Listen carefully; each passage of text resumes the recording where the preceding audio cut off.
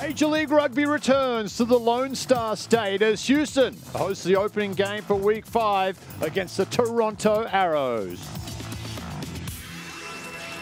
A very good evening, folks. Dan Powell with you alongside Brian Hightower, former USA Eagle. And Brian, Houston sit at 500 for the year, coming off the back of a loss to San Diego, while Toronto's last trip to Texas proved fruitful. A win against Austin 2 weeks ago, looking to bounce back here tonight as well. But first, let's take a look at the league standings. Yeah, Danny, you take a look at where Houston is right now, sitting at 7th place, but only 2 games so far. They got to win at home. They got to make a statement if they want to get into that top 4 down the road in the spring. And Toronto Arrows could have gone 3-0, but they've been disappointed twice. You talked about that result last week. Let's take a look at Week 4 around the league. And NOLA loses in a squeaker at home to New York, who remains unblemished, and San Diego makes a statement at Torero Stadium against Utah. Meanwhile, Austin can't get the job done at home, goes to 0-4, and Glendale finally gets their first win. Seattle claws their way out of a 13-point deficit and disappoints the Toronto Arrows in Seattle. And Brian, a big weekend coming up. This the first of 4 big games. Absolutely. Every week a big week in the MLR so far. Well, let's focus on tonight. And first, the away team, the Toronto Arrows, and their keys to victory tonight. Their pathway to the win, well, it's going to come down to the breakdown, really. They've come out with a very young physical forward pack here to Houston, and it will be key to meet them at the coalface and match the physicality against the more experienced SaberCats. And for that home side, Brian? Absolutely. They have to disrupt the Toronto lineout. Look for Matt Truville to be the one who disrupts the lineout for the Houston SaberCats. They got to produce quick ball if they want to run against these Arrows, and they got to have a precise kicking game. Well, the player to watch, in my opinion, for Toronto will be Dan Moore. He shifts to 13 from the wing this week. Uncharacteristically quiet last weekend was Dan Moore. Expect him to explode here tonight on Constellation Field. And the SaberCats, they'll have their work cut out to shut down the outside centre. For the local side, you like the fullback. I like Zach Pangolin, and I think he needs to rediscover the fountain of youth here. Zach has been a little bit quiet so far in the first 2 games. I want to see him on the kick returns. I want to see him with the counterattack. Always dangerous, and he needs to step up. It'll be the boot of fly half Sam Windsor that gets Week 5 underway. The referee in charge of tonight's match will be Paul-Henri Corbière, the native of France. He'll have the whistle for this matchup. And Brian, you mentioned it, just one place separating these sides in the standings. A crucial game for both these sides. Yeah, you know, nobody kicks the ball away more than the Houston SaberCats. Their scrum half, Connor Murphy, and this man with the ball, Sam Windsor. I think they need to keep more ball in hand tonight, be a little bit more dangerous, and be a little bit more unpredictable on the attack. And it's the SaberCats who go deep on the first kick of the game. Well fielded by the Arrows in their 22. Of course, tonight we see the return of Asaya Kalenesau, the Olympic gold medalist for Fiji. He'll be playing outside centre. The matchup between him and Dan Moore, well, salivating to say the least. We haven't seen Kalenesau. He returns from a bit of an injury. They need a danger man for this Houston SaberCats attacking back line, and they're missing Joshua Vithi, the man who scored the only try for the Houston SaberCats this year. I'd like to see some line breaks out of the SaberCats tonight, and Kalenesau's the key. O'Toole, throw-in's good. Murphy to his right, finds Windsor. Windsor short now, picks up Schramm. Born and raised in South Africa, plays his international rugby for Germany though. There's a little gamesmanship there from Murphy as he forces one of the offside players from Toronto into the path of his pass. And we'll come back for a penalty here, just short of halfway for the Houston SaberCats. Yeah, Marcelo Wainwright, the number 7 for Toronto. He was at the back of that ruck and just not moving away. And so Murphy does what all well-trained scrum halves do and just plants the ball right into the back of Wainwright. Earns the penalty, and from this distance, you can see what the SaberCats are going to do, and that is to rely on the very steadfast boot of Sam Windsor. 21 points in their opening win over Austin, all coming off the right foot of Windsor. He was a leading point scorer in 2018. And you see 30 years of age, comes from Queanbeyan, just outside Canberra in Australia. He has been one of the finds of Major League Rugby, the fly half for the SaberCats, with this attempt for the first points.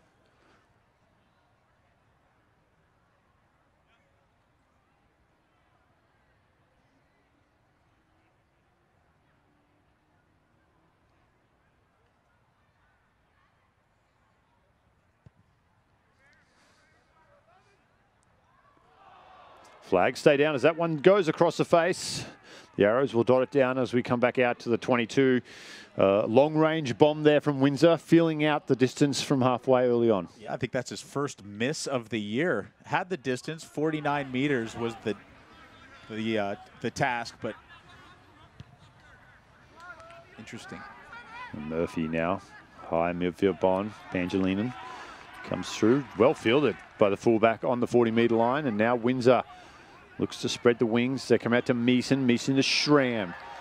Now Schramm into the 22. Good opportunity to attack here for the SaberCats. Comes down to Coyle. Gets a start in the 7 jersey tonight. I know you were excited to see him go, Brian. I think heavy weight on the shoulders of Chris Coyle, and he's got to replace Cecil Garber, the normal number 7 for the team, who was injured just a few weeks ago. And I'd love to see Coyle have a great game. Sanguinetti gets his first touch as a SaberCat. The Uruguayan capped player. Angelina under pressure there from Moore. Toronto doing well defending this early onslaught from the SaberCats. As Windsor passes early to Meeson. Now they come wide. Kalenasau, a little bit of pasture in front of Kalenasau here as he's taken down on the 40-metre line off the Toronto Arrows. Murphy, quick shift to his left.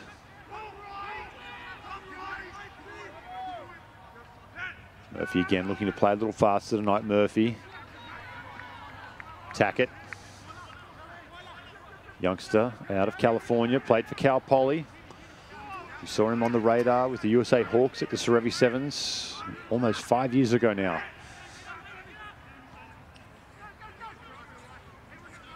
Beauchamp. Good defense early on here from Toronto as Houston just find their way over the 40-metre line now after a good 5 or 6 phases. Murphy out the back. Pangilinan, Windsor, dummies. Can't get away from Brewer though, the big man. Murphy comes down the short side. Under pressure there is his fullback Pangilinan as he is monstered by Van Horn. Meeson with another touch. This is when Houston needs to get creative, Dan. We've seen a lot of phases so far, but now they're starting to go the wrong direction, and Toronto winning that collision battle. And there's another one on Diva as well. You are right, Brian. There's 12 phases now, and they've lost ground. Windsor down the blind side. Oh, and that one's picked off.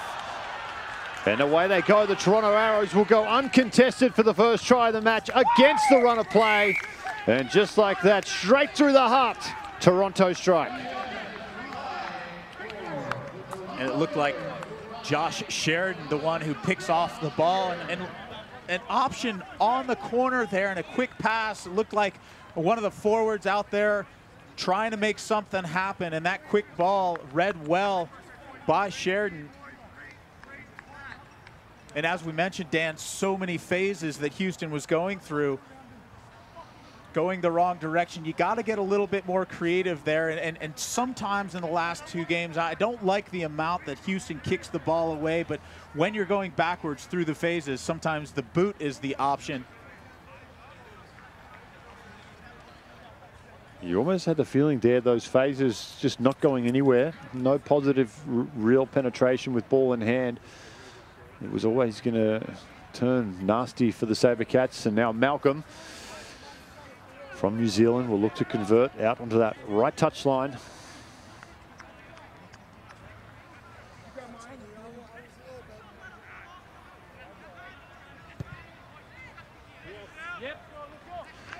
Flags are up, 7 points to 0. Toronto, after almost 7 minutes, take an early lead over the SaberCats.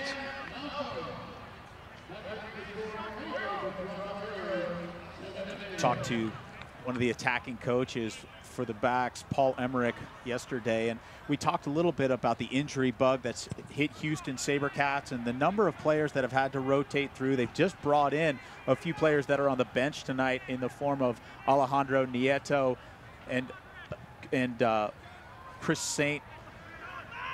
You know, that had to go deep into the well, Dan, to find players, and sometimes it's hard to continue continuity if you keep switching the bodies that are in that starting 15. Oh, that kick from Malcolm is charged down. Now Kalenisau coming through. Windsor does well there. He saw he was in an offside position and he pulled out, but the SaberCats putting the Arrows under pressure, not clearing that restart. Now the defense blitzing up as Ferguson goes into 9. Shifts it across to his inside center. That's Jones.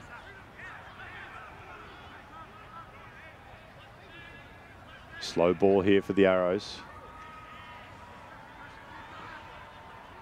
Now they go to the pocket for the kickoff. Malcolm, oh, under pressure. Under a lot of pressure. Doesn't pick up a lot of yardage at all there, Brian. And now Houston have a chance. And now there's a little bit of a scuffle going on. They didn't like the late contest from Murphy. The cheeky little Irishman, he got involved. I think he's actually English, but they're all cheeky. Well, you know, I think it was fair play to Connor Murphy. You know, you take that risk. That ball came late to the fly half. And I think that Connor Murphy was within his rights to go after that ball. And interesting. And we'll welcome the third member for our side, Austin Ivan. That was right in front of you, Austin. How was that little scuffle down there between the two sides? For tonight's match is Passport to the World. And it's a perfect fitting theme because out on the pitch, we will see 16 different countries represented today between Houston and Toronto. So just a perfect fitting theme for the first home match of the season here in Houston. Well, thank you, Austin. Yeah, it really is a melting pot, the Major League Rugby. Players from all over the world showing that it is truly a global game. Well, and I think that last exchange, Dan, was an opportunity for some of those different countries to get together and have a little bit of a communication. And we will come back to the lineup after that little brouhaha. And it will be the SaberCats with a throw-in. Oh, obstruction there on the bind, setting them all up. And that is a costly mistake as you piggyback the Arrows out of their 22 with this penalty.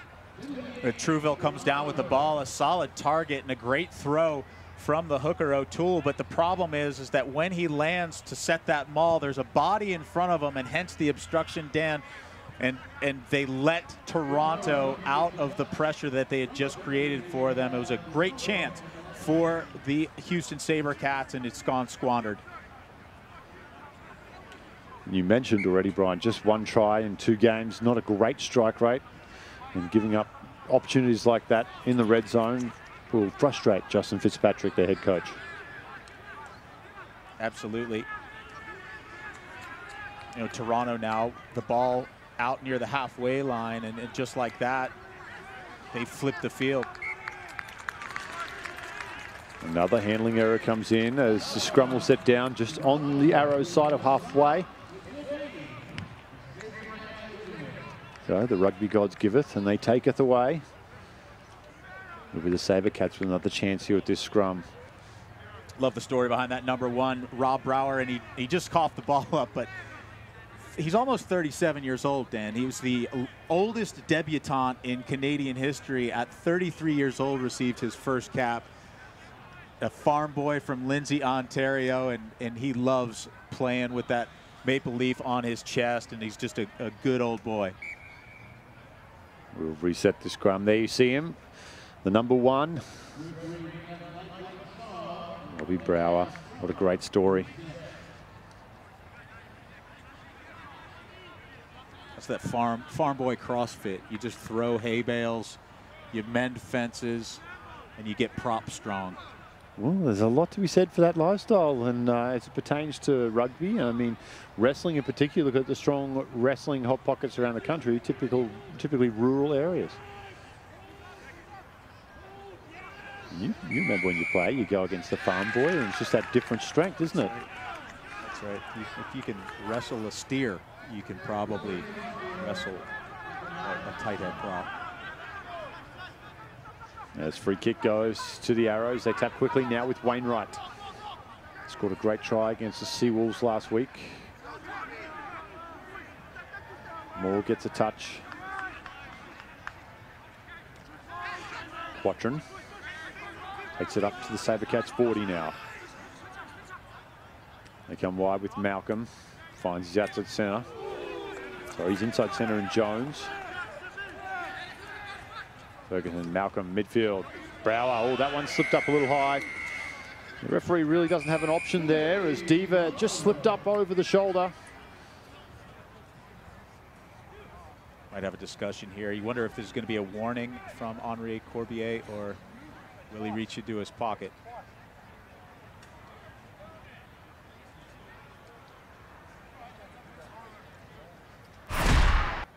Let's have a look at this.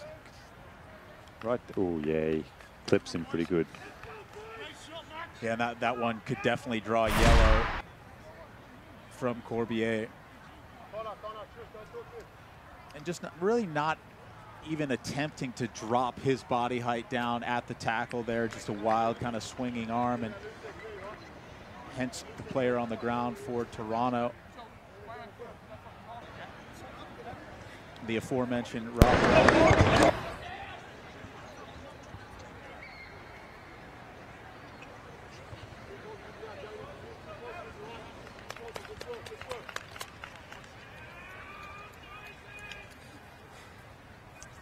Always a challenging, how many fingers am I holding up? And the concussion protocol, the utmost importance in rugby. Wouldn't be surprised to see Broward take a 10-minute break here to get a proper assessment.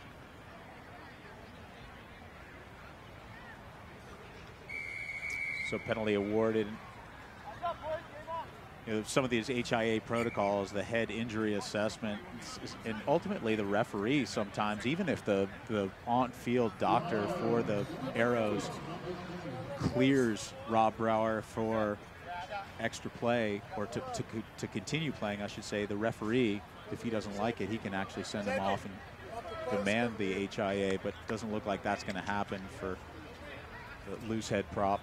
And now Sam Malcolm going to tee one up and try to put a few more points on the board for the Arrows. There you see the task in front of Malcolm to add 3 more points to the board with this penalty after the high tackle on Diva.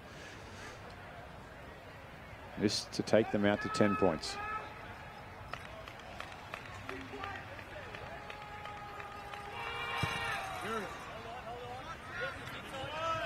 Flags up again. Malcolm stays perfect on the evening. 10 points to 0. Toronto in the lead after 15 minutes.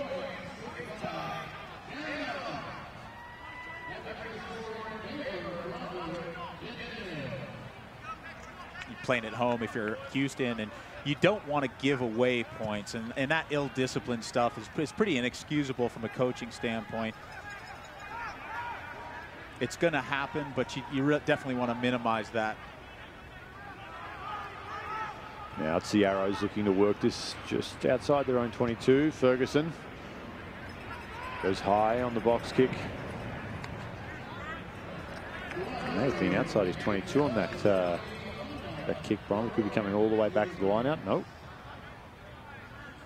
You see Matt Truville saying, was he out of the 22? I kind of agree with him. I thought they'd pushed that ball out of the 22.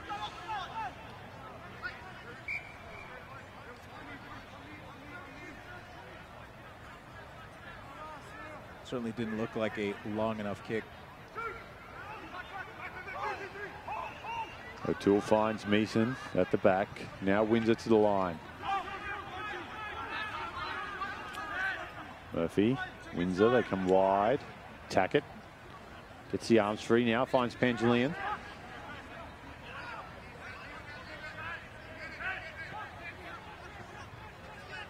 Again, it looks to be a lot of lateral ball movement here, not much go forward. Well, it's a great result for Connor Murphy in a kick, and like I said, Dan, it's the team that kicks the most of their own possessions away, I should say, and that one finds the touch line. It's a good nudge, but the thing I'd worry about, you mentioned it, that lateral movement, it's not only the lateral movement of the ball, but it's the alignment of the players, and you don't want to be an easy team to defend. And that is what Houston looks like right now. If you know where the ball's going to go and the options off of the ball, then it's easy for Toronto to come up and defend them. Toronto does well to secure their line out as Wainwright goes for a run up to his 22. Ferguson goes back to his fly half in Malcolm, who goes down the middle of the field. Kohlberg goes to his fullback. Angelina, little chip over the top, needs the bounce, doesn't get it as Sheridan does well.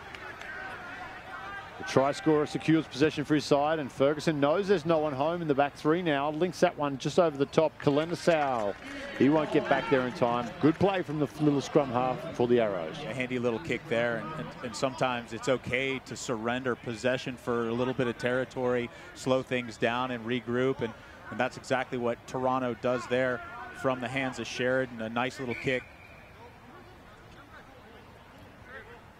And the effectiveness of the kick, Dan, and you'll see it throughout this game. And if you're a casual viewer at home and trying to understand the sport, it's what happens with the ball once you kick it. Do you surrender an easy possession? Is it a ball that can be counterattacked with? What is the effect of giving the ball away in essence? Well, the Arrows have stolen the line out against throw there, and now Ferguson looks to set his fullback away in Evans. Jinking run there from the fullback. May have spilled that one forward. Referee Corbiere agrees, and we'll pack a scrum down for the SaberCats. Well, coming into tonight, statistically, Houston had a much better line out. They win a lot more of their line out ball than Toronto does, and we said the keys of the game is that Houston has to control that line out, and that time Toronto steals one, and hopefully that's not a sign of things to come for the SaberCats.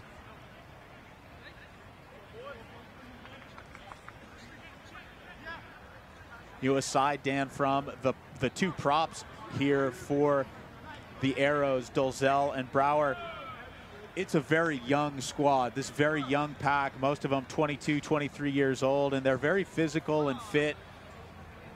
If they can keep their discipline and they can keep their shape throughout this game, they're going to be a headache for the SaberCats. Off the back they go. Murphy kicks over the head of Oiterman. Another good kick there from the 9. And that's what you hit on just before, Brian. It's not a matter of kicking, but it's a matter of the quality of the kicks. Yeah, and another key to the game that we talked about in the intro, Dan, and that precision kicking. And what I like so far is that normally the number of kicks that we've seen from Houston has been minimized, and the effect of their kicks has actually been really accurate.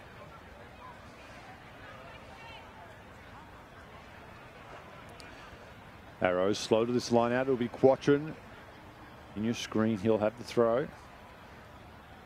They've done well clearing from out of their 22 so far this evening. Great take at the top. Cellini. Now they'll look to maul this forward.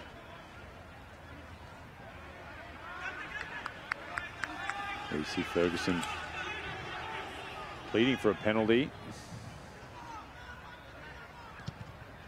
Goes to the right foot instead. High kick. Kohlberg under pressure. That's spilt forward by the Arrows. Advantage to the SaberCats as Angelina goes for a run up to halfway. They need quick ball. They've got numbers to the left. Windsor, a little kick over the top. Kalenisau doesn't get the bounce as Evans spills that ball. Advantage to Houston. May have expired here as Ferguson. Yep. They have happy to let that one play. Wainwright goes for a run. That little kick over the top from Windsor. Just a couple of yards too long as Kalenisau couldn't extend. A little sloppy play at the back. Ferguson under pressure. Oh, he's lucky to get that ball back.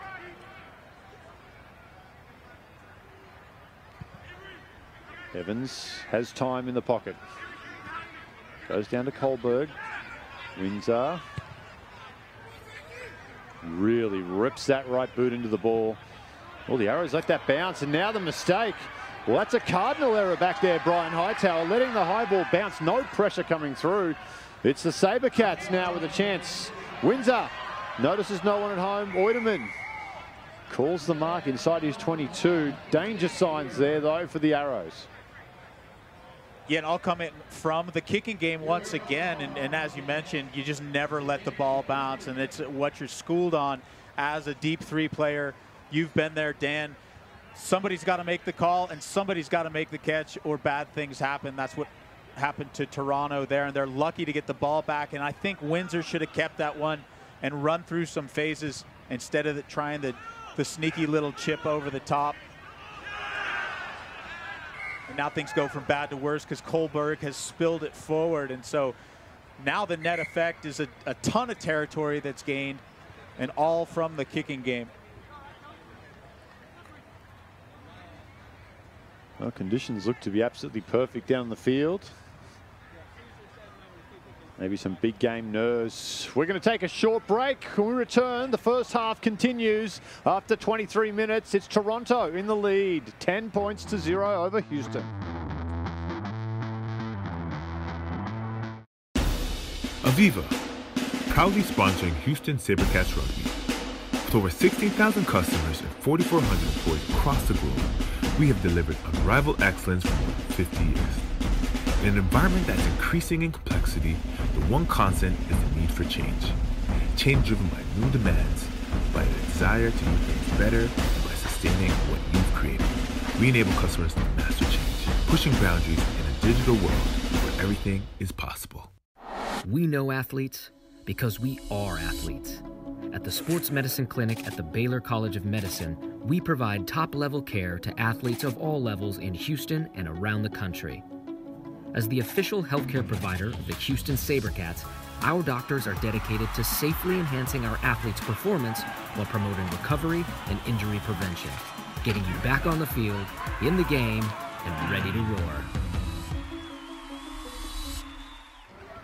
And welcome back to Constellation Field, just on the southwest outskirts of Houston in Sugarland. It is a tight game here. Toronto, though, have made the most of their opportunities in the opening 20. And they lead 10 points to 0 over the SaberCats. Yeah, marker 0. Let's go, boys, eh? Nice. Let's go focus in, find that balance. Still time off. We are waiting players. Dan, a couple of opportunities on begging for the Houston SaberCats. Time is on. They've got to be disappointed, and hopefully the next 20 minutes goes better for Houston, because they've had chances not only in the half of Toronto, but inside the 5 meters of the Toronto half, and so they got to come away with points. Just a little bit more clinical, perhaps, from these SaberCats when they have opportunities. We'll see some running repairs there. You saw the exact moment. I think he found where it hurt. You saw him jump pretty high. Looks like Quatrin, perhaps, is that the hooker? Yeah, definitely one of the front rowers. Quatrin, yep, you're right, Brian. Oh, that's a good one too. Look at that. He brought a black eye into the game to begin with, so he's just stacking up some bit of makeup.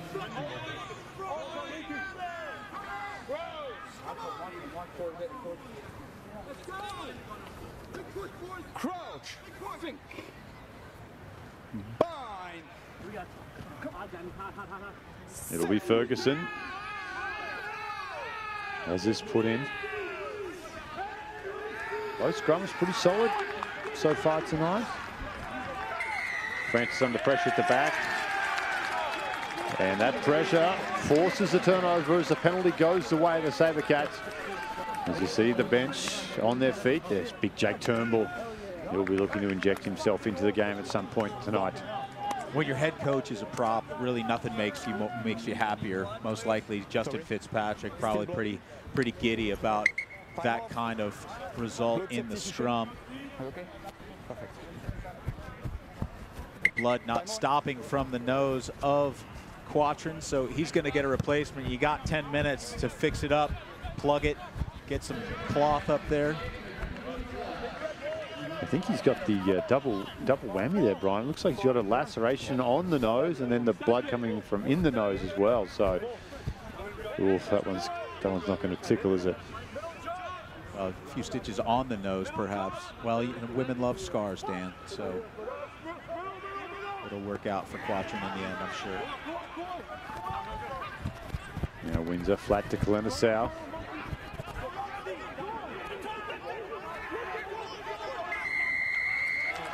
Another penalty. This one probably in a more kickable range for Windsor.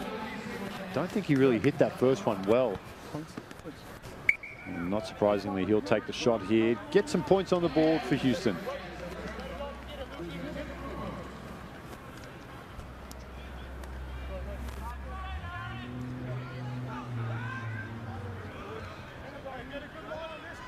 Yeah, about 5 meters closer from his last attempt. You'd think the accuracy of Windsor off the boot. There's the water boy there, Paul Emmerich, wearing the blue jersey, one of the most accomplished centers in U.S. Eagle history. Well, I just think there's a lot of referees from the past who are wondering why Paul's being so nice now. Where was this Paul Emmerich years ago? What a legend, the Cactus, Paul Emmerich. Now Windsor, better strike. Flags are up, 10 points to 3, the home side. They're on the board after 27 minutes here in Sugar Land.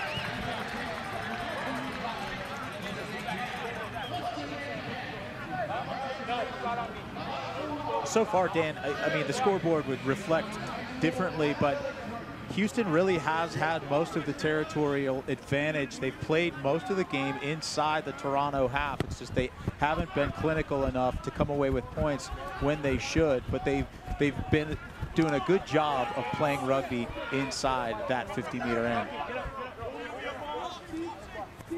They'll be looking for a positive exit here out of their 22. Murphy. Good clearing kick there from the scrum half. Should be up, oh, just short of the halfway line. There it is. The man, Butch Nguyen-Schwander, the assistant referee.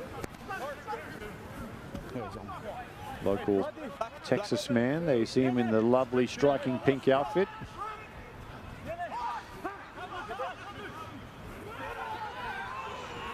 Well taken by the Arrows off the top. Wainwright off the back. Goes short.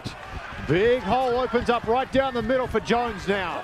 Jones, Brower, they're coming back. Oh, the prop. He had try line sparkling in his eyes. Visions of a 50-meter try, but taken away by a knock-on. And a great line break. We haven't seen any from Toronto so far, and Spencer Jones just finds a gaping hole in the defensive setup of Houston, and Dolezal can't convert. Great pass right into the hands of the number 3, and no dice. So it's going to be a little bit of relief there for Houston because Toronto looked very dangerous right there.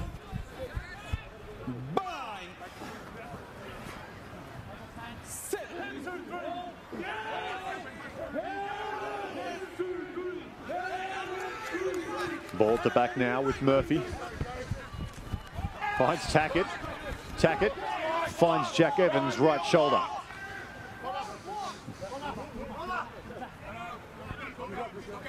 Murphy at the back. Francis got through there a little quick for the number 8, Colby Francis. Been really impressed with him last week in particular against Seattle. Big physical number 8. Really like the looks of this youngster. Yeah, we were talking before the game about how this is the classic for him. He needs to step up and kind of lead some of those younger players in the forward pack. He's been a little quiet so far, has Colby Francis.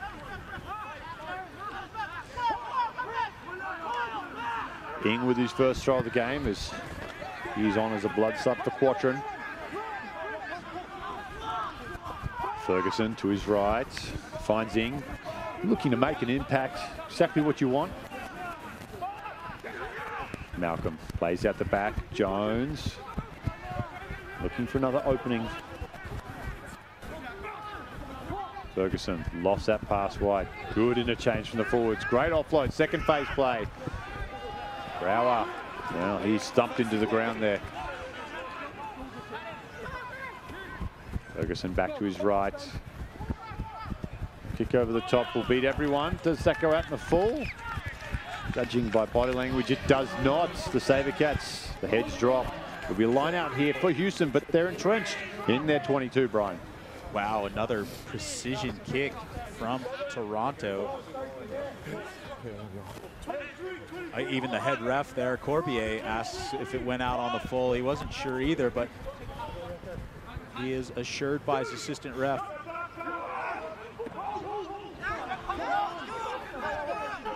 And inaccuracies again from the line out by Houston.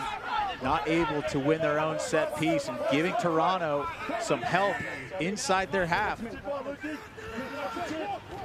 And Brian, just an update. The game going on in Austin, Texas tonight. 12-3, the Legion. They are in the lead over Austin Elite. That game at Dell Diamond in Austin. There's Ferguson. Finds a little offload there. Cellini. Ferguson, he's got the advantage, goes across. Esdale there, but not a bad option from Ferguson, knowing he had the penalty advantage, Brian. Yeah, you wonder here, and last week against Seattle, when they had these kind of opportunities, every one of them went into touch. And this one looks to be no different. Off the boot of Malcolm, and now look for the maul of Toronto. They'll bring this ball down and just try to push it over.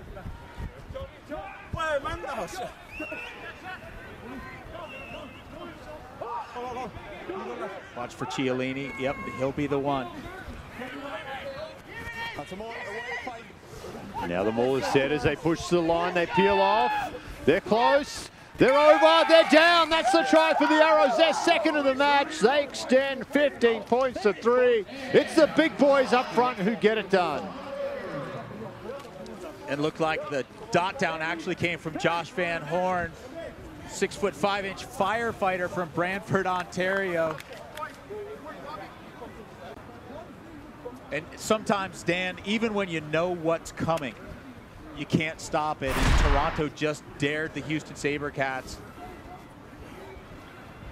And they win this contest. And it starts with Chiellini, then the peel from Van Horn. Great job, just very slippery in that ball there, and Houston looking for a shoulder to run into, and they can't find where the ball is. That soft spot, they find it, they utilize it, and they push it over. And we said last week, Dan, you saw it, you were there so many times that they went for the corner.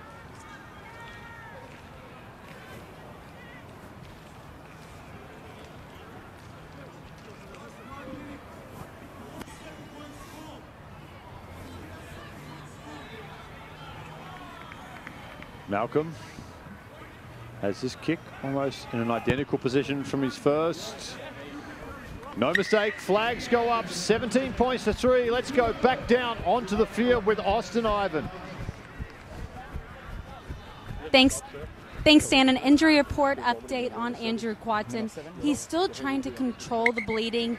It's all over his jerseys, his pants, and his top. The trainer is trying to give him ice on his forehead and keeps trying to wipe his nose. The blood is just uncontrollably coming out. Quatin keeps saying it's stinging, and he's spitting out blood.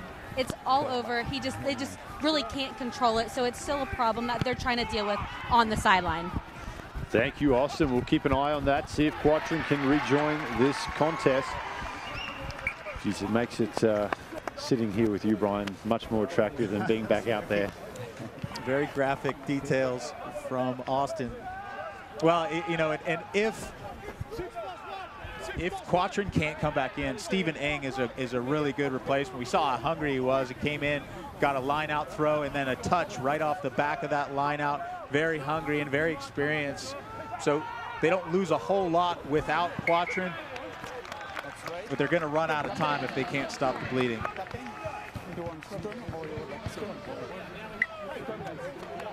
Some changes also coming in for the SaberCats.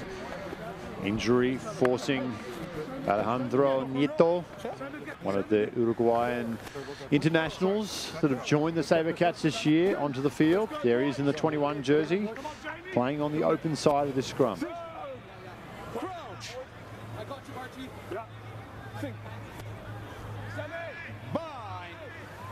To enter the final 5 minutes of the first half here. Absolutely critical that the SaberCats can get some points out of this trip down to the Toronto half. And there's the penalty. Interesting decision, down by 14. Do you take the 3 here, or do you try to put it into a corner and get 7? Well, it's so far the bright spot for the SaberCats, Dan, is their scrum. And they've really controlled the arrows up front there when they pack down, and you'd look for them to continue to exploit that advantage. A great kick into touch, and now this is the area where we've seen them before and they haven't come away with points, and it's critical to be able to go into the half with only 3.5 remaining until that halftime whistle. Dan, you got to come away with points here, and the SaberCats certainly would like a 5-pointer rather than a 3-pointer. Quatrin, tough as nails, back on the field. We saw the Arrows maul just moments ago find their way into the in goals. Now look at this, all the SaberCats. Kalenisau, he's in there as well to back. They're over, they've dotted it down, and Constellation Field light up as the SaberCats get their first try of the match. And the try comes from the tight head prop, Jamie Deaver. And they needed to have that. They needed to have that for where they are at home at Constellation Field in Houston. They're stationed in the game right now, down by too many points and too many opportunities without points to show for it. I love the all hands on deck. You see number 12, Max Tackett's in there. Kalenisau comes in to push. The blind side wing, Malachi Esdale's in there. Everybody comes to help, and it results in that 5-pointer that they so desperately need. Well, that danger period right before the halftime break, it comes up. Aces for the SaberCats. Now Windsor will look to make this a 7-point game with this successful conversion.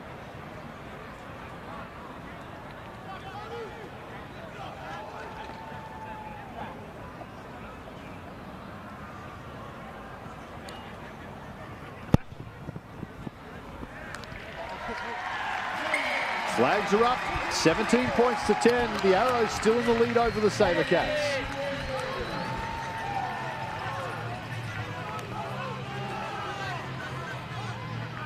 It was a critical moment, a moment they had to have, and a moment that they actually achieved.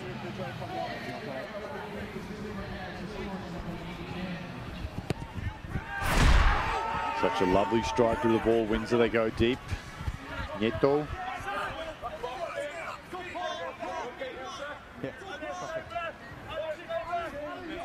Murphy at the back.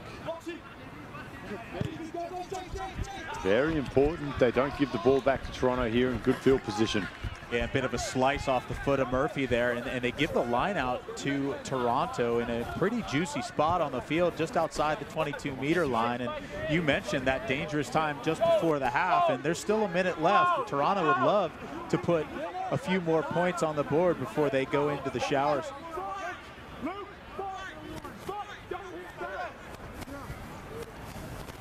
Of course, we talked about the Arrows, 6 players away on ARC duty with Canada and the Maple Leafs. Kingsley Jones on his side. Also Morgan Mitchell, their import front rower, who's been just outstanding for them in the opening 4 weeks. He picked up an injury against Seattle last week. No, he's coming from the side to play the ball. There you go, coming in from the side, referee Corbier. And now May, no surprise, will take the 3, Brian. Yeah, Dan, just like that.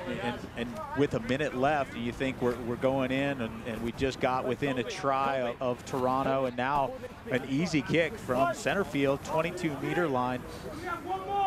You think that Malcolm would have no trouble slotting this one. A bit of a gift at halftime. Certainly nothing they can't overcome in the second half, but just don't want to slide mentally in that last minute. And as you said, these Toronto Arrows, they're missing 6 of their starters because of the call-ups for the Canadian national team. So they're playing some pretty good rugby without 6 of the best players that they have to choose from. So perhaps good things to come for Toronto, who's so far 1-2.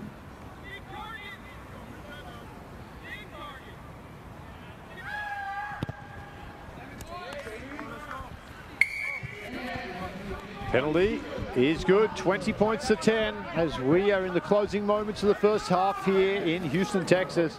It's the Arrows in control over the SaberCats.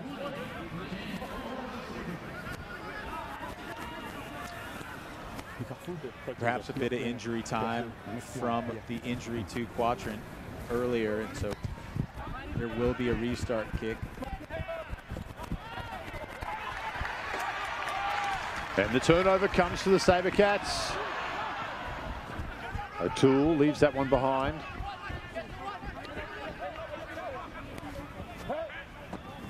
Now Windsor. Oh, Tackett took a little peek in front of him, saw Dan Moore, didn't like what he saw. Now Moore, he goes wide and he finds a winger. Oiderman, he's faster than a bald man's haircut, Oiderman, and he gets the try. What a heartbreaker for the SaberCats as the Arrows, they inflict more pain. Well, that's an incredible last couple of minutes. I think Houston were already back in the locker room, sitting on the bench, talking about how they were going to come back from the 7-point deficit. And just like that, they leak 10 points. It's really unfortunate, too, because they had just won the turnover ball and looking dangerous inside the Toronto half. And this is how quickly Toronto can hurt you, and transition defense so difficult on the turnover. You never want to leak those long-range tries, and so far we've seen 2 of them. One from an intercept early in the first half when we saw Josh Sheridan sneak across, and this one from a bobbled ball, advantage being played by the referee. It hops back up into a set of Toronto hands, and then eventually it's Avery Ottoman, and he makes Houston pay in a hush over the crowd that was just celebrating a try 2 minutes ago from the home team.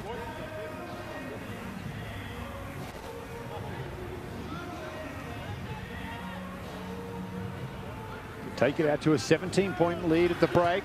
Malcolm bending it back. Malcolm, eat your heart out, David Beckham, no mistakes. 27 points to 10, and that does take us through to the halftime break. What an opening half, in particular, that last 5 minutes from Toronto. Unbelievable. I think Houston's got to be scratching their head. What just happened, fellas? It was 17-10 2 minutes ago.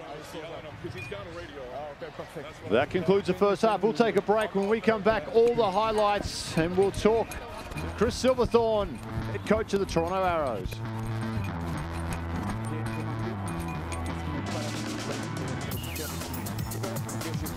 Aviva, proudly sponsoring Houston SaberCats Rugby.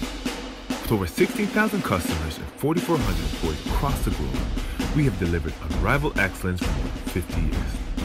In an environment that's increasing in complexity, the one constant is the need for change. Change driven by new demands, by the desire to do things better, and by sustaining what you've created. We enable customers to master change, pushing boundaries in a digital world where everything is possible. We know athletes because we are athletes. At the Sports Medicine Clinic at the Baylor College of Medicine, we provide top-level care to athletes of all levels in Houston and around the country. As the official healthcare provider of the Houston SaberCats, our doctors are dedicated to safely enhancing our athletes' performance while promoting recovery and injury prevention, getting you back on the field, in the game, and ready to roar. George, Marla. Marla. George, Jerry, Stacy. Stacy. Jerry. George, Stacy. Stacy. George. Names are good, big names are better. Watch Seinfeld all week for your chance to win tickets to see some big names at the Houston Livestock Show and Rodeo. Big names like Camilla Cabello, Tuesday, March 5th. Tim McGraw, Thursday, March 7th. And Zed, Friday, March 8th. Just look for the keyword during the show. Seinfeld, weeknights at 11 and 11:30 on Cube 57. Once upon a time, there was a time when time stood still and You could pause the hustle and bustle to unwind with good music and a cold, refreshing beer. Well, friend, that time can now be any time thanks to Love Street Kolsch Style Blonde. It's a crisp, easy drinking, go-with-the-flow beer brewed with floral German hops. Hello. Well, hi there. When all you need is to kick back and give the soul some free time, all you need is Love Street. Brewed with love in Houston, Texas by the Carbach Brewing Company. Brother on three. 1, 2, 3.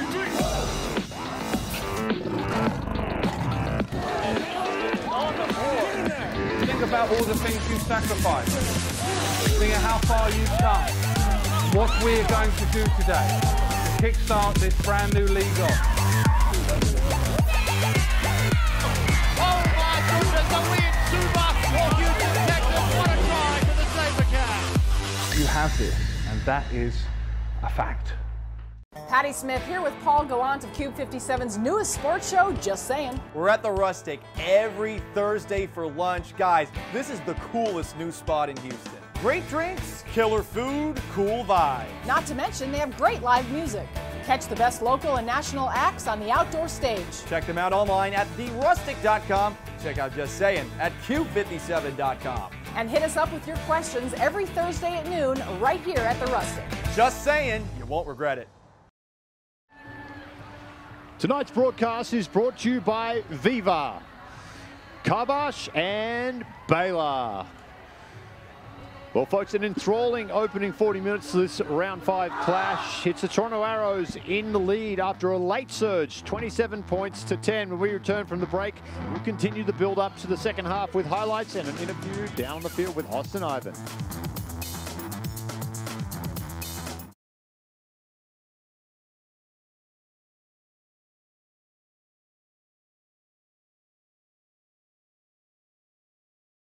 We know athletes because we are athletes. At the Sports Medicine Clinic at the Baylor College of Medicine, we provide top-level care to athletes of all levels in Houston and around the country. As the official healthcare provider of the Houston SaberCats, our doctors are dedicated to safely enhancing our athletes' performance while promoting recovery and injury prevention, getting you back on the field, in the game, and ready to roar. George, Marla. Marla. George. Jerry, Stacy. Stacy. Jerry. George, Stacy. Stacy. Names are good, big names are better. Watch Seinfeld all week for your chance to win tickets to see some big names at the Houston Livestock Show and Rodeo. Big names like Camilla Cabello, Tuesday, March 5th. Tim McGraw, Thursday, March 7th. And Zed, Friday, March 8th. Just look for the keyword during the show. Seinfeld, weeknights at 11 and 11:30 on Cube 57.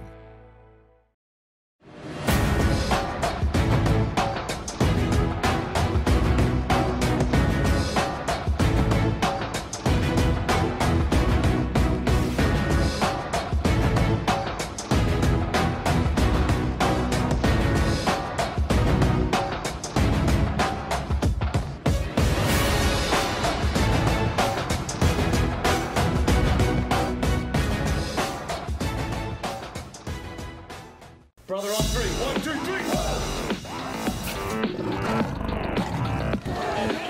On the board. Think about all the things you sacrificed.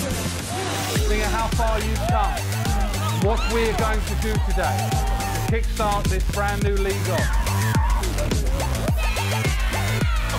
Oh my goodness, a win! Super for Houston, Texas. What a try for the SaberCats. You have this, and that is a fact. Patty Smith here with Paul Gallant of Cube 57's newest sports show, Just Saying. We're at the Rustic every Thursday for lunch. Guys, this is the coolest new spot in Houston. Great drinks, killer food, cool vibe. Not to mention, they have great live music. Catch the best local and national acts on the outdoor stage. Check them out online at therustic.com. Check out Just Saying at cube57.com. And hit us up with your questions every Thursday at noon right here at the Rustic. Just Saying, you won't regret it. Hello, my name is Christopher Santarose. I'm the master instructor of United Taekwondo here in Katy, Texas. We teach Taekwondo to children and adults of all ages. We also have Brazilian Jiu-Jitsu Friday nights at 6:30. We look forward to meeting you and your family soon.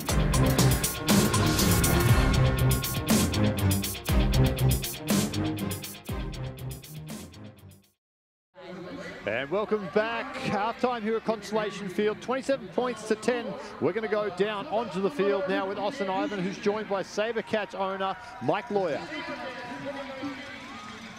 Thanks, Dan. Yes, I am with Mike Lawyer, SaberCats owner. First home match of the season. How excited are you to get to see the team here in person? Well, I'm very, very excited. I could be a little more excited given the score right now. It's a bit of a challenge for us on the second half, but it's good to be back out in the field, watching the Cats play, and hopefully we get it back in the second half. But it's just fun to be out here. Great weather, great field, and hopefully a tough team. Great field, but this isn't going to be your home for much longer. You guys are building a beautiful, brand new stadium. Tell me more about the process of that. Well, you're right about that. We hope that we're there already. So anyway, so this is temporary. We used it last year. We're using it this year. But we have started building a stadium. It was scheduled to be finished in January, of all things, but with a very, very, very heavy rain schedule that we had, it's been delayed enormously. So now we're looking forward to maybe in April. In fact, in April is our first game at the new stadium. So we're looking forward to it, a purpose-built stadium for the Cats. Now, Major League Rugby has only been in existence for 2 years, but you've been involved in many things throughout your career. What made you want to be the owner of the SaberCats? I don't know if I wanted to be the owner, but I wanted to be involved in rugby. I played it since college. I played there since my freshman year, and I played for the next 18 years. And I played here. I played in the Northeast. I played in Europe, in London, and I really like it. I think being a rugby player was probably one of the best decisions I ever made, and I want to share the enthusiasm of the game and the excitement, the physicality. I think it's a fantastic game. When people come, you fall in love with it. So I'm trying to share it with everybody. It's a great thing to be involved in. When you watch the SaberCats out there, do you miss playing a little bit? A bit, yes, and then common sense comes in, but I do. Of course, I'm shouting like, "Oh, you should be doing that, get it out." But yeah, my playing days are over, I think. Well, thank you so much for joining us. Good luck the second half. Well, thank you very much. Dan, I'll give it back to you. Thank you, Austin. Thank you, Mike, for giving us some time in tonight's broadcast. We'll take another break as we continue to build up to the second half here at Constellation Field. 27 points to 10, though. The Arrows, they're inflicting some damage here on the home side, SaberCats. We know athletes because we are athletes. At the Sports Medicine Clinic at the Baylor College of Medicine, we provide top-level care to athletes of all levels in Houston and around the country. As the official healthcare provider of the Houston SaberCats, our doctors are dedicated to safely enhancing our athletes' performance while promoting recovery and injury prevention, getting you back on the field, in the game, and ready to roar. George, Marla. Marla. George. Jerry, Stacy. Stacy. Jerry. George, Stacy. Stacy. George. Names are good, big names are better. Watch Seinfeld all week for your chance to win tickets to see some big names at the Houston Livestock Show and Rodeo. Big names like Camilla Cabello, Tuesday, March 5th. Tim McGraw, Thursday, March 7th. And Zed, Friday, March 8th. Just look for the keyword during the show. Seinfeld, weeknights at 11 and 11:30 on Cube 57.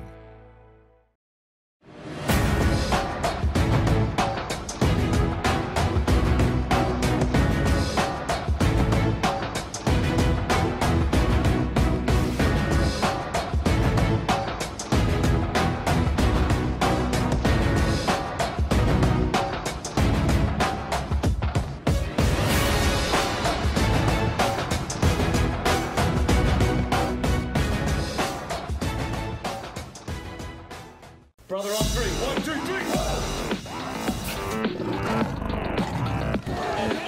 On the board. Think about all the things you sacrificed. Think of how far you've come. What we're going to do today to kickstart this brand new league off. Oh my goodness, the win, Suba for Houston, Texas. What a try for the SaberCats. You have this, and that is a fact. Patty Smith here with Paul Gallant of Cube 57's newest sports show, Just Saying. We're at the Rustic every Thursday for lunch. Guys, this is the coolest new spot in Houston. Great drinks, killer food, cool vibes. Not to mention, they have great live music. Catch the best local and national acts on the outdoor stage. Check them out online at therustic.com. Check out Just Saying at Q57.com. And hit us up with your questions every Thursday at noon right here at The Rustic. Just saying, you won't regret it. Hello, my name is Christopher Senarose. I'm the master instructor of United Taekwondo here in Katy, Texas. We teach Taekwondo to children and adults of all ages. We also have Brazilian Jiu-Jitsu Friday nights at 6:30. We look forward to meeting you and your family soon.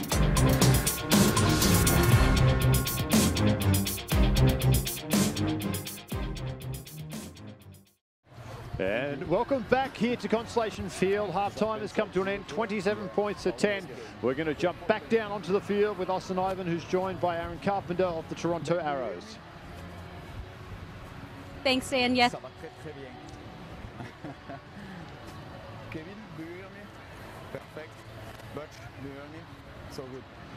And a few little technical difficulties down the field there with Austin. We'll get back down to her as soon as we can. Brian, a very, very interesting first half. Almost half of two halves as both sides opened up with some scoring late in the first. Yeah, and some opportunities for Houston early, and they couldn't capitalize. And Toronto makes them pay. He's going nowhere, and then the ball steps. Josh Sheridan on the sideline. That's a he loves scoring as a winger. Lots of grass, one no defenders. And off of the ball, there's a great line-out throw by Stephen Eng. Hooker. 1 minute. Eventually, the ball changes hands, ends up in those of Josh Van Horn, and he rolls it over for another Toronto try. And things starting to look out of hand for Houston SaberCats, but then they get a line out. They'll roll one in on their own, and that comes from the work of the entire team, but Jamie Deaver dots it down, and then Malcolm adds 3 more for Toronto, builds the lead. Just at the end of the half, and 3 points already in extra time after the 40 had blown. One more phase from Houston. It goes the wrong way, and sometimes you're trying so hard, Dan, nothing really could do. Hey, you're right, Brian. Unfortunately, once that momentum starts going, it's very, very tough to turn around. The halftime break potentially could be the biggest saviour for the SaberCats tonight as they'll look to turn things around. They'll get first use of the ball. We Malcolm to get us restarted under the second half. SaberCats in the black on the right, receiving. Often tell how vociferous time talk was, but by how well a team comes out of the gates in the second half. Dale there, doesn't contest, waits instead for Evans to field before he bundles him down to the 40-metre line. What was that word you just used again, Brian? I think I said vociferous. Ooh. Can I have the origin? Oh, talking of origin, Ferguson, he knows his origin. That's Toronto's. He's streak 3, and Malcolm Murphy, a try saver on the fly half. Well, it's worrying signs here early. Jones, he gets room service passage over the try line. And the Toronto Arrows, what a start to the second half for them. Nightmare for Houston, and it started with a great kick chase on the Cats' end, but then things start to unravel. And another big line break, another big chase. Lots of open field, and Malcolm gets dragged down by Connor Murphy, but there's already too many white jerseys in support. When you smell blood, then you go, and that's exactly what happened with the Arrows there. Take a look once again. A phase there. Sheridan looking for some help, and instead he finds daylight, scoots around a couple of forwards. You like the matchup when you got a back against forwards. He splits the gap. Malcolm in support. Great pass on the outside, and nobody in front of number 12, Spencer Jones. He adds another 5 for Toronto, and boy, Dan, it doesn't matter how you come out of the locker room. If you come out on fire and you don't really check off all the boxes in front of you, and that's what Houston is guilty of. Well, a dream start for the Arrows. 3 tries in 4 minutes now. 2 at the end of the first half, and they open the second with a 5-pointer as well. 32 points to 10. Malcolm adds a little bit of salt into the wound. 34-10, 24-point gap now between the Arrows and the SaberCats. Well, it's all bad news right now for Houston. The only really the good news, the silver lining, if you can find one, Dan, right now, is that there's plenty of time left for Houston, and you just got to start by building slowly, one phase at a time.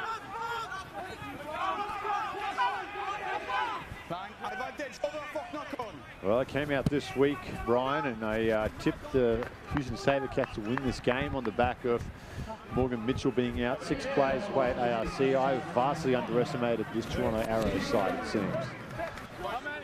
Well, I think last week when they played against Seattle, and we saw how potent their attack can be, and really how forceful their defense was. And Seattle is a pretty formidable side, and they're very physical. And I think Toronto matched them for most of the game. Just very abrasive, very aggressive, and accurate in the contact area. So, yeah, you can't take them lightly. And with a couple of players out,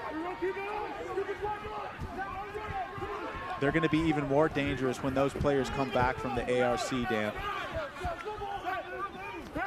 And of course, they begin their season 8 road games. As the weather in Toronto in February, surprisingly not very rugby friendly.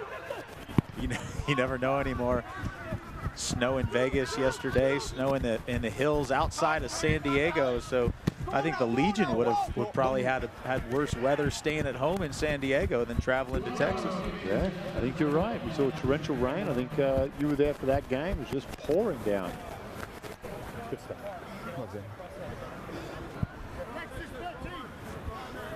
We'll have this line out. See Dan Moore, talked about him in the build-up to this game. Again, you would think at 34 points to 10, you would have called his name a little more. He was involved with Woodman's try. Quality player. Nito. Murphy comes to Pendolini down the blind side. Pendolini slices. Support on the inside. Kohlberg gets his first try as a SaberCat. And you said it, Brian, time is not their enemy here. The scoreboard is, but that will go a long way into clawing their way back. Well, you just got to start with one positive thing at a time, and maybe if they can get their defense to gel on the field and maybe get some more opportunities like that. I mentioned Zach Pendolini at the beginning of the game, Dan, because I know that he's capable of these kind of moments. We've seen him throughout his career. He's been quiet in the first 2 matches. This one is a much needed burst from the old hand wearing the 15 jersey. And look at the burst of pace. He can't quite get through Sheridan, but a nice trailing line by Kelly Kohlberg, and he dots down for Houston, and they had to have that one. If Toronto's scored again, it was going to be lights out, and Houston had to have a try. Pendolini steps up. Well, Kelly Kohlberg played a lot of his rugby up in Dallas. Finds his way down the highway to Houston to play up with the SaberCats. As Windsor. Unsuccessful with that conversion. 34-15. 19-point ball game here.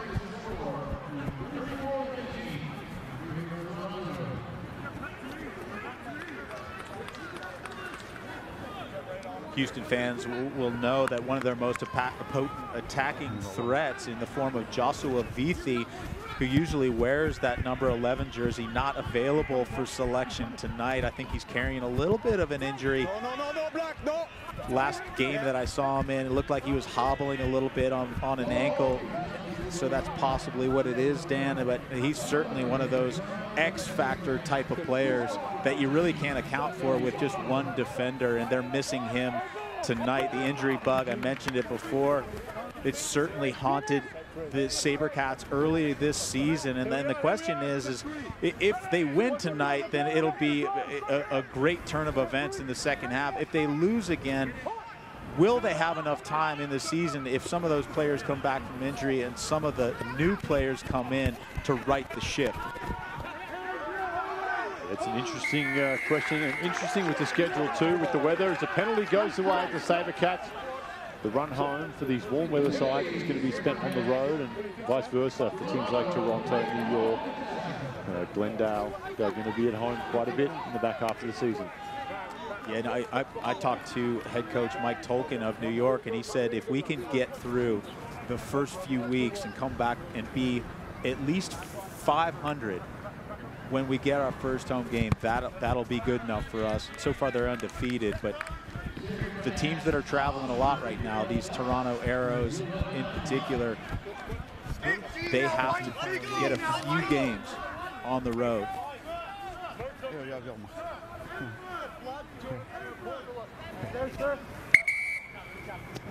Blood, time off. We have some more blood here this time. Go back and see. It looked like maybe one of the SaberCat players getting some attention.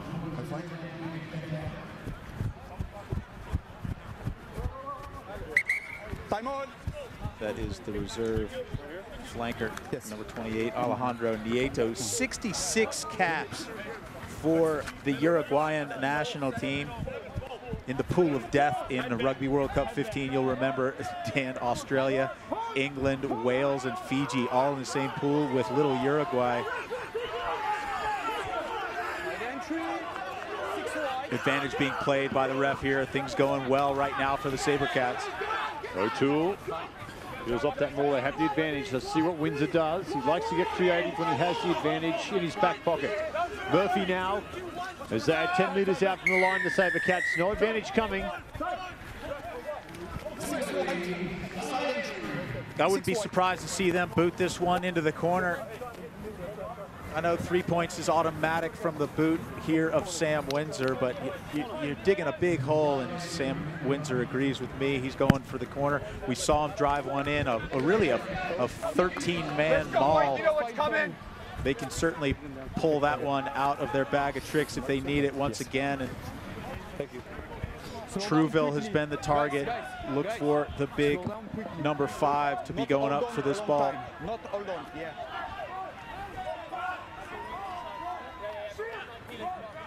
O'Toole needs to be accurate. He is. Alejandro Nieto. All going backwards, though, well defended by the Arrows, as now O'Toole peels off. Sanguinetti. Wide now, Schramm. This is better work. Quick ball needed to the right here if they go. Murphy goes that way. Little juggle. O'Toole, one-on-one. O'Toole straining for the try line. He's over. Can he get it down, though? That's the question. No try. We'll come back for the scrum. Oh, tense moments here. Well, advantage played, just penalties right here, offsides, and Connor Murphy goes quickly, sees somebody on the outside. It's Kalenisau to Esdale, and there's the try in the corner. 2 in a row for the SaberCats. And don't look now, Brian Hightower, but is this a comeback? Well, maybe a little too early, but certainly don't want to jinx it for the SaberCats. I'll tell you what, they're the ones that are playing all the rugby right now. Things going their way, and Connor Murphy, sometimes you see scrum half going quickly, and you want him to maybe think twice, but it is on right here. You can see on the outside, Kalenisau waving his hand quickly. Let's go, give me the ball, and it skips out to Kalenisau. He thinks he can get it done by himself, and he needs Esdale for the assist at the end. That's a great try, and once again, SaberCats clawing their way back in. They're keeping the fans in the stadium for sure. Big kick coming up here for Windsor. 14-point difference between both these sides right now. This would take the SaberCats to within 2 converted tries of taking the lead. 3, 4, and 15.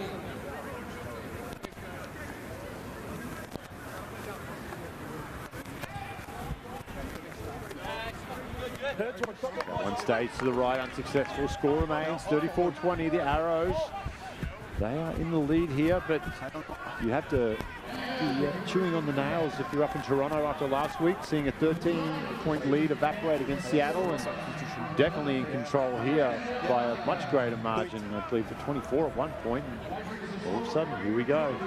And I was just thinking about last week when you mentioned it. And 15. And 15 too. You wonder if something like that result gets into the heads of a team. We mentioned the youth on the side of this Toronto Arrows team, and sometimes experience builds resilience and age builds resilience, and you wonder if they're mentally strong enough to hold on to a lead. It's been a much improved performance from that man tonight, and Connor Murphy. As Windsor steps into scrum half. Surely he won't box kick this. Oh, he will. He can do everything. One comes down midfield though.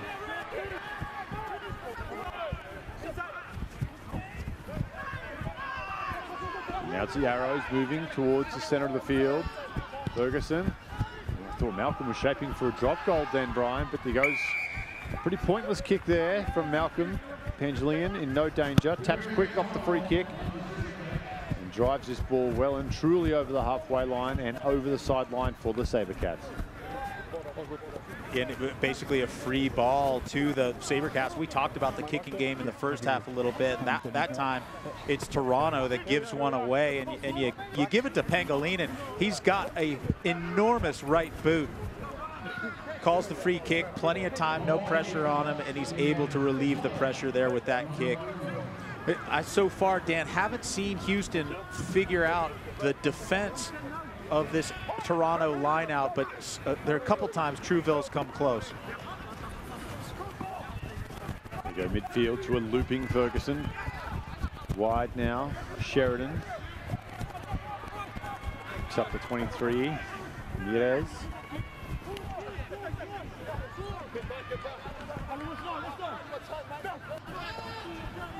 Now Malcolm, short, finds Wainwright. 4 and 9 black, offside. Offside. 4 and black, offside. Against Murphy. And Meeson there, just sneaking past the backman's foot. A different strategy now, and you can tell from Malcolm, he's pointing at the post. What do you do? 2 tries up. And they're going to slow the game down now if they can. Just let the clock run, and they'll take all these shots. And we talked in the first half about how most of the opportunities that Toronto took from the penalty would be kicks to the corner, but not in this circumstance.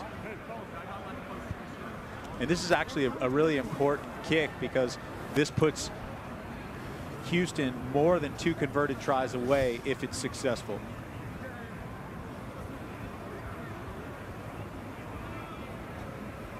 It'll be Malcolm, the fly half from New Zealand. 42 meters out, right in front of the posts here. Give them a 17-point lead.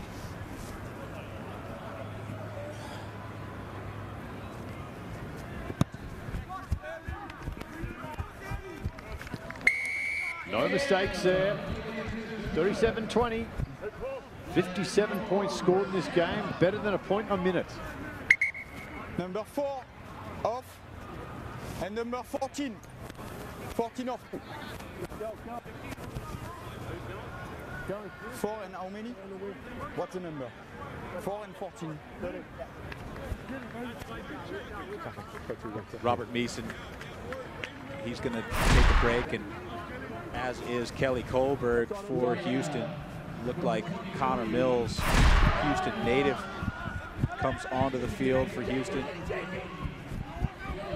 There's Sheridan flirting with the sideline. It's a great job there by Aaron Schramm. And he looks like he's paid the price for it, but he's able to drag the ball carrier from Toronto just into touch, and that's a great turnover for Houston.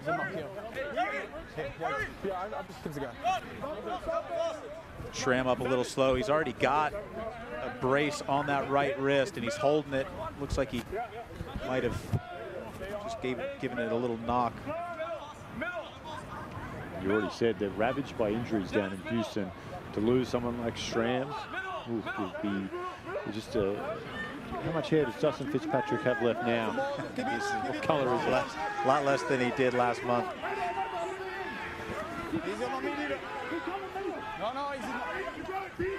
Still rolling with this maul.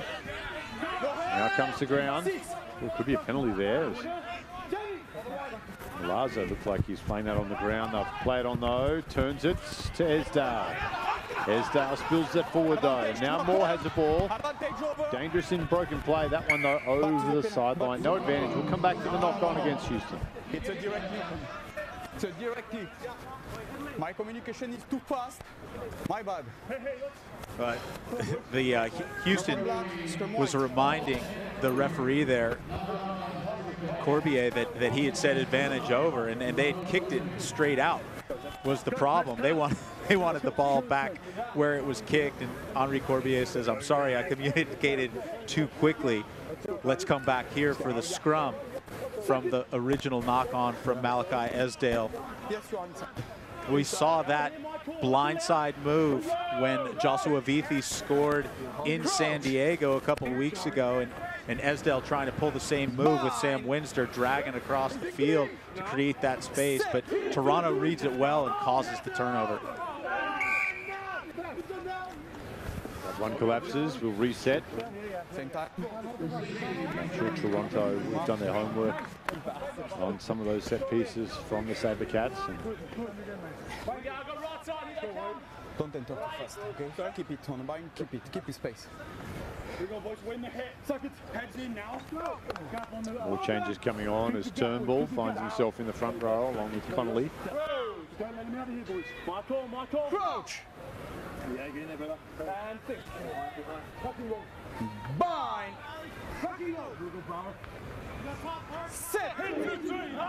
There you get a little preview of the communication at the scrum, both sides. Francis peels off. Ferguson finds Malcolm back in the pocket under pressure. Angelinen lets that one bounce as it trickles up to the 22. White line out. There'll be a wide line out. Well, that's a critical error. I'm not sure if he realised that his player had deflected that ball off the kick. Probably would have been a little more aggressive to play at it, but that's a big turn. 40, 50 yards for Toronto.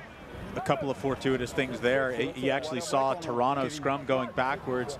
Colby Francis does a really nice job of taking that ball off the back while the Toronto scrum was getting pressured, and then off the hand of a Houston player after the kick, and then Pangilinan lets it roll into touch, thinking that it's his line out.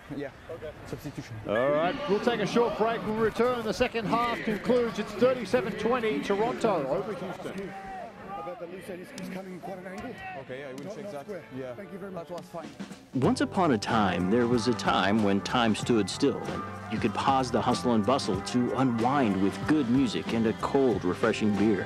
Well, friend, that time can now be any time thanks to Love Street Kolsch Style Blonde. It's a crisp, easy drinking, go-with-the-flow beer brewed with floral German hops. Hello. Well, hi there. When all you need is to kick back and give the soul some free time, all you need is Love Street. Brewed with love in Houston, Texas by the Carbach Brewing Company. Brother on three. 1, 2, 3.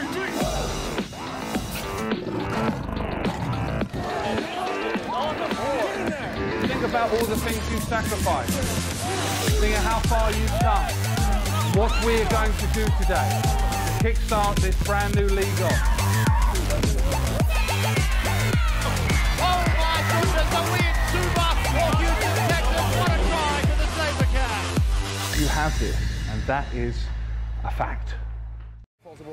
Okay? Players returning from the break. Still a tight game, this one, Brian. 17 points, as we saw at the end of the first half, though. That can change very, very quickly. Yeah, and you know, that 10 points, that heartbreaking couple of minutes right at the second half may be the difference in this game, and how heartbreaking that would be, because Houston's actually been able to play some pretty good rugby in this second half.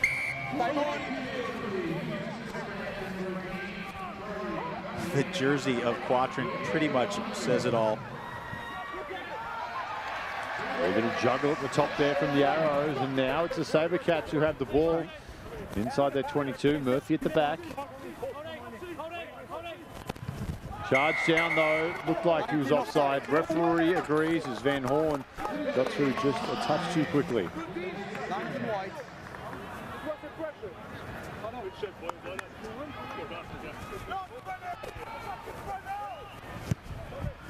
And what looked like a surrendered possession from Houston is going to turn into a pretty good result for them. The penalty, the territory they get from the kick, and now a line out to come.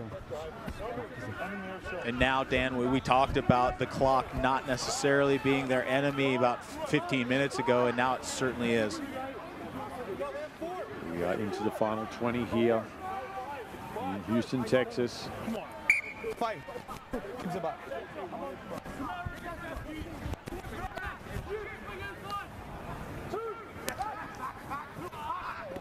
Schramm does well. Comes down now. Beauchamp. To find his way to the ground. Does so eventually. Murphy.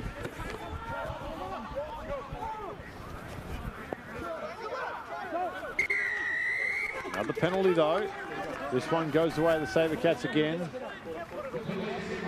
You're not rolling away there and interfering with the ball and the opportunity for Houston to play it. You can see Sam Windsor, he's not even going to make a decision about the posts. He quickly goes to the touch line, and they know what their debt is and what it's going to take to get back in the game.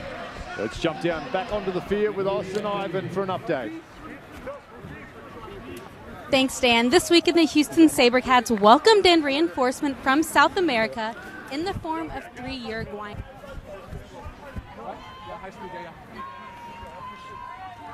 You watch wing behind. Again, some issues down on the field there. As we continue play here, they'll look to Maul. Toronto have done exceptionally well, apart from that try they gave up to the Maul, defending this from Houston.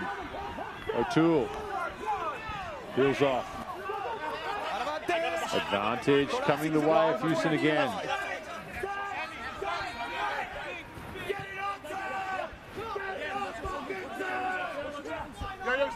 Murphy. Animated at the back. Free ball here, still advantage being played by Corbier. Now Windsor dummies. Windsor steps another. What a run from Sam Windsor! He does it all himself. Beautiful individual performance. And the SaberCats, they're still alive.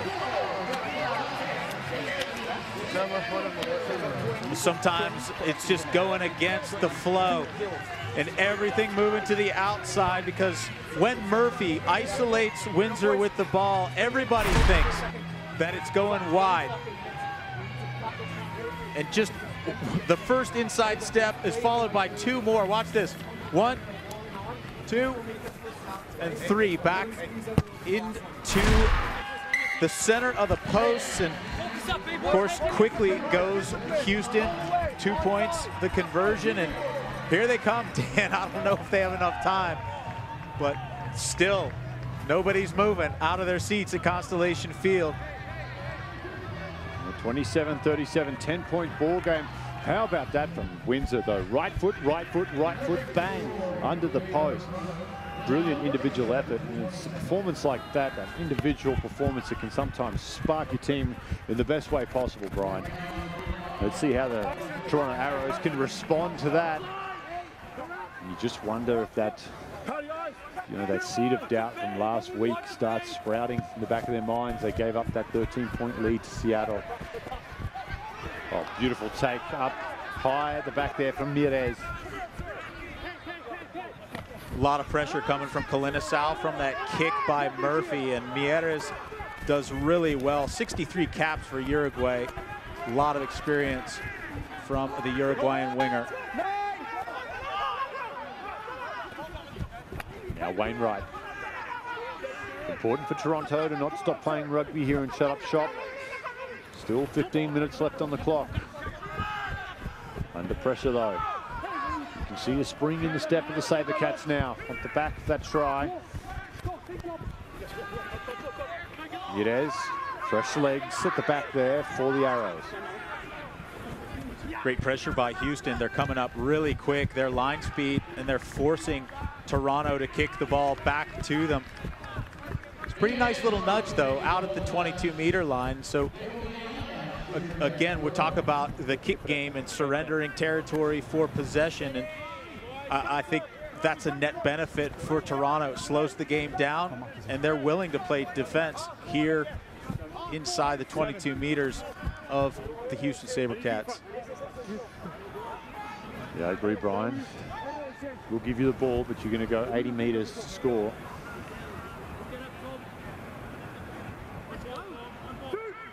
O'Toole has this throw.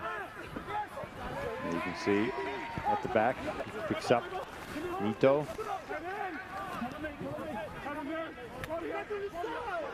They maul down now. Up to the 40. Windsor, bobbles that one and puts it down.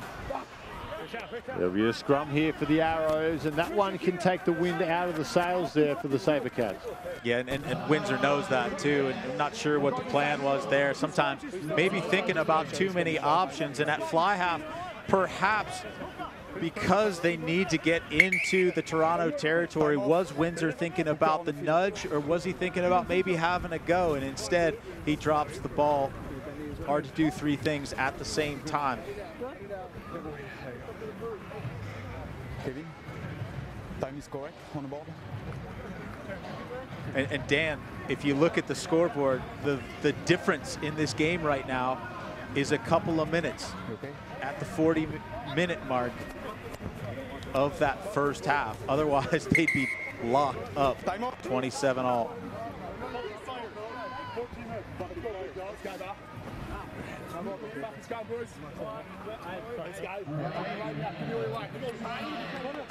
Big scrum coming up here for the Arrows.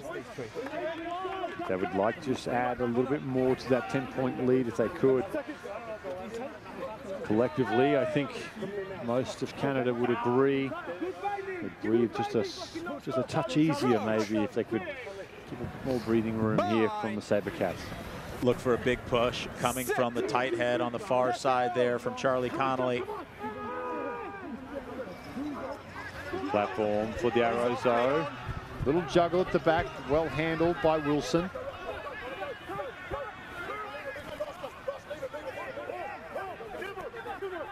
There you can see really slowing things down here at the Arrows.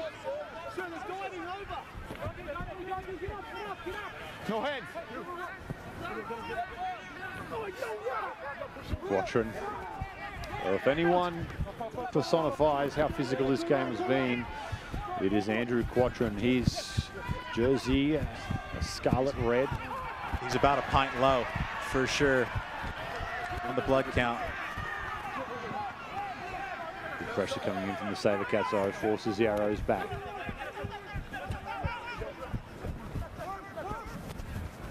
Ferguson. Little run before he dinks this one over the top.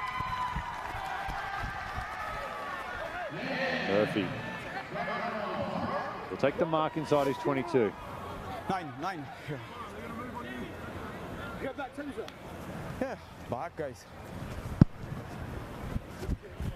That's a good result for the SaberCats, pinned down in their own half, and they need to first relieve the pressure, and that's goal number one. So they get across the halfway line, they'll play some rugby there, and who knows, we've seen them already steal one line out from Toronto.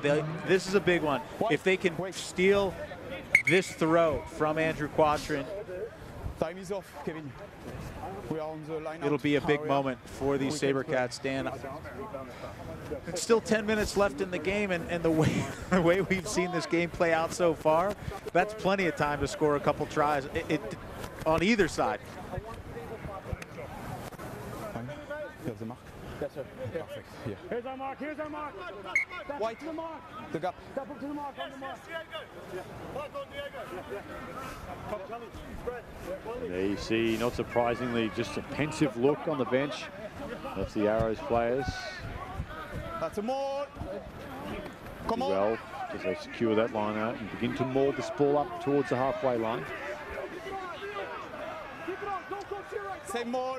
Interesting there, Dan. I think Houston wanted a call for a not straight line-out throw, and the way the referee was positioned, he'd never be able to see it anyways. Malcolm picks up his inside center in Jones. Ferguson comes to Van Horn. It's Thomas Van Horn coming off the bench in 19. Woodman. Hands off, Black. Ferguson short. Wilson with another touch. Heavily involved since he got on the field. Now Malcolm, quick hands. Out the back they go. Jones, Moore. Now with a bit of space in front of Moore. He runs into a big shoulder from Tackett. Both players reeling.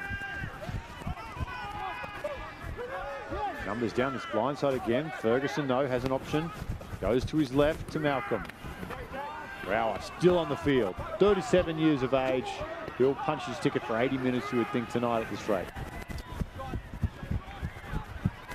Quality minutes, too, from the prop. Great job by Connor Murphy. Well, just like that, though, the good work immediately undone as he heads to the sideline. Had support, he's inside. He's been having some issues with cramping the last few minutes as he stays down on the ground. Yeah, it's too bad because Murphy makes the move, and then I think he's looking back inside for somebody to dish to, but not enough of the SaberCats players have retreated, so he doesn't have an option to throw to, and instead steps into touch instead. 9 substitution, and the other one is... Some more changes come, not surprisingly. Bernardo comes on.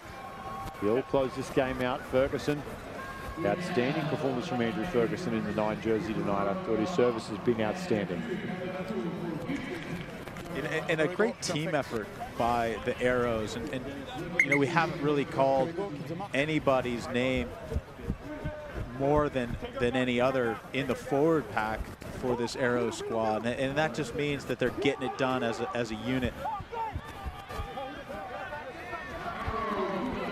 Wilson spins around with Quattrin. Linked just short of the line. Advantage for collapsing them all. Oh, that one just spilled forward. Great shot right down there. No advantage will come back for the penalty. Desperately close, though, from the Arrows. Number 16, Black. On the side, and the call is on the reserve prop, Amro Gouda, and he's called for collapsing the maul. Number 16. Well, this is an indication of the confidence of this Toronto pack. And we saw in the last scrum, Dan, that really Toronto was able to deal it to Houston pretty well, which is surprising considering the first half and how strong the Houston scrum looked. Give credit to the old men up front, including Rob Brower, who's still in this game at 37 years young.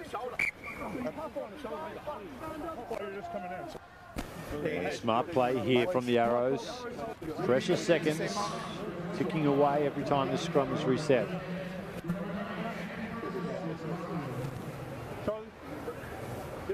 There you see on the right of your screen, Murphy still dealing with those cramps stretching out.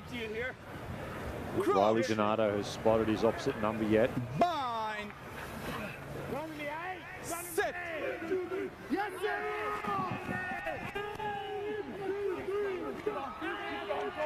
Big push coming from the Arrows as they march this one towards the try line.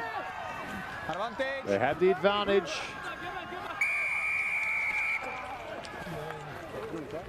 Pull that scrum around, Brian, and at this point, Toronto, you have to pack another scrum. Absolutely.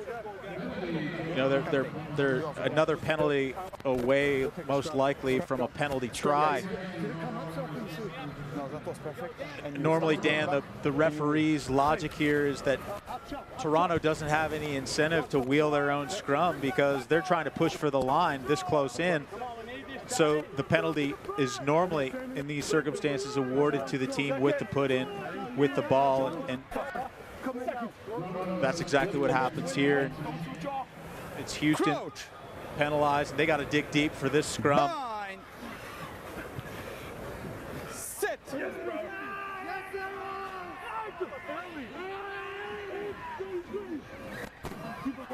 Better platform as this one spins again. They come down the blind side. Oh, they go over. They talked about Murphy dealing with some mobility issues, and they've exploited that. It looks like Diego Magno has scored the try there. And he's one of those players who's come in from Uruguay, Brian. Yeah.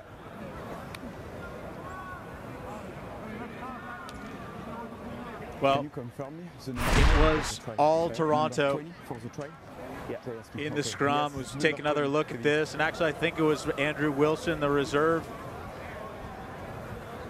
for Toronto, who's put that one over the line. Apologies to Andrew Wilson. I glanced at the wrong roster there for a second. Happens to the best of us, my man. And I've already called him a few times, Wilson. Well, he won't care what you call him, because the important part for Toronto is that they've got the 5-pointer that they were looking for. And more importantly, Dan, now we've talked about the clock a few times. This seems to put the game out of reach for Houston. Look who's coming off the field, bottom of the screen right there. Our man, Andrew Quatrin, who has donated plenty of blood tonight for the cause.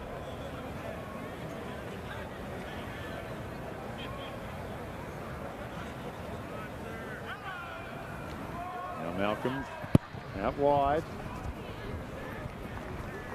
He's had a great night with the boot, has young Malcolm. That one, no mistake through the post. They extend their lead. He's outside of the field. Okay, Kevin? 19, back, behind.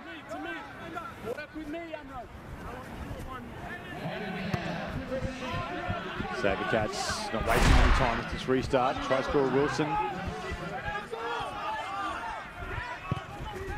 There's Donato. Goes high up the box kick. Truvel dances with the sideline before he slings that one back in to his fullback, Tangelinen.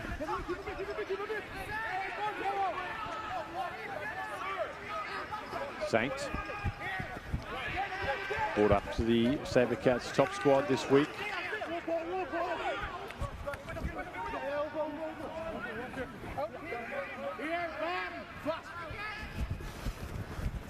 Go wide now, Windsor. Tackett. Each one bounces away from another before he's brought down by Jones.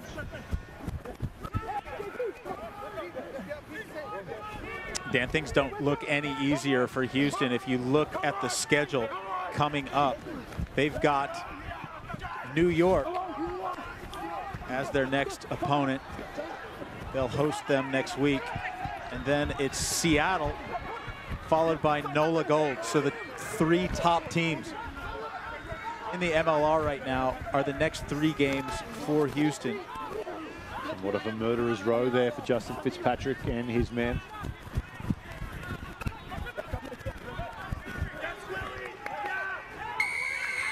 Penalty goes to the Arrows. Not releasing down there as signs of desperation start to creep into the SaberCats lineup. High-scoring game, 27-44, but I think this has really been the coming out party for those Toronto Arrows tonight. You know, and it's really important. We talked about this a few weeks ago when the ARCs started, so a lot of international players being called up for both the United States and Canada, and how important it is to be able to win without your star players there. And for Toronto, this is a massive game for them. And to be able to score some tries, to play some expansive rugby, to dominate the set piece the way they have in the second half. All of these are great signs for a team that won't even have a home game for another couple weeks, Dan. And then when they do have those home games, they'll have their full complement. And I imagine that's going to be a tough road trip for these sides to go up north of the border to Toronto. Great sporting city, Toronto. I'm sure the fans are going to come out in force up there too. And a very passionate rugby town, Toronto. I think they'll do a good job putting butts in seats to support these Arrows players, and you know, things started pretty slowly for Toronto, but they could end well for the Arrows. SaberCats now with Saints into the final few seconds here. Just one high down the middle of the field. As both teams let it bounce, almost gets into the hands of Windsor. Yes, knock on white, second knock on black. Knock on both ways, we'll pack the scrum. And Dan, when we talk about Houston, you know, there's a figurative, you know, expression about licking your wounds. They literally are going to lick the wounds. They have so many injured players.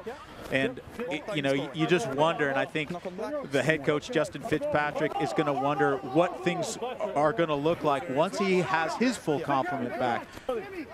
They got some players who've come in, who've gotten a bunch of international caps for Uruguay. They've got some good players, but now they need to mold them a little bit more. Set.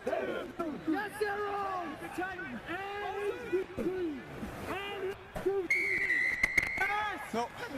Penalty goes to the SaberCats. They'll get last use of the ball here tonight. 17 white driving across. Looking to give their fans one last thing to cheer about.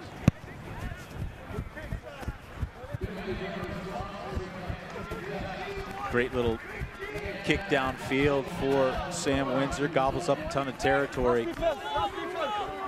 Well, see if they can at least end on a positive note, put a few phases together here. They'll have the line out, and then whatever they can utilize from the line out. But the next stoppage, Dan, is the end of the road.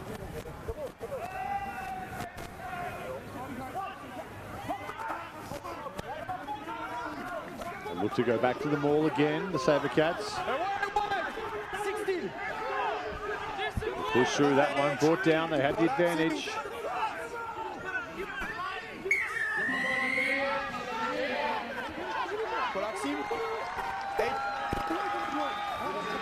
No rush. Windsor, he'll put this one as close to the try line as he can.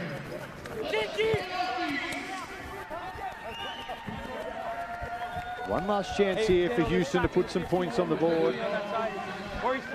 Tonight really has been the Toronto Arrows who have played the more consistent rugby through 80 minutes. Well, and Dan, to put this play into context, you know, as tight as the MLR is, if they score another try, that fourth try yields a bonus point.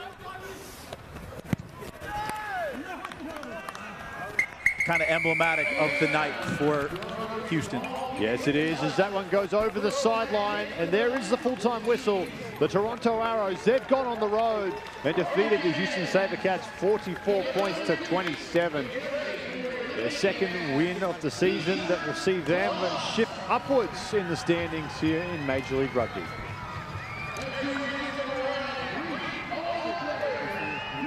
We'll take a short break. When we return to Constellation Field, we'll go down a man of the match. Thank you. Thank you, Trevor. Thank you.